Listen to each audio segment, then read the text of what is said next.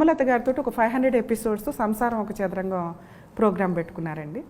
ఆ ప్రోగ్రామ్కి పూర్తి కాంట్రాక్ట్ నేను, మొత్తం ఆ ఎపిసోడ్స్ అన్నీ నావి. ఎంత బాగా వెళ్ళిందంటే నిజంగా సుమలత గారిని నేను హోస్ట్ చేసిన వాళ్ళ గెస్ట్లు ఎవరైతే ఉంటారో వాళ్ళలో సుమలత గారు బెస్ట్ అని నేను అనుకుంటున్నాను.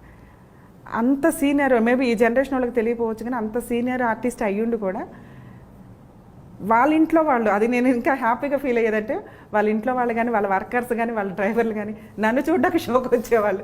ఆవిడ అనేది రమ్య నిన్ను చూడడానికి వస్తున్నారు వాళ్ళు అని.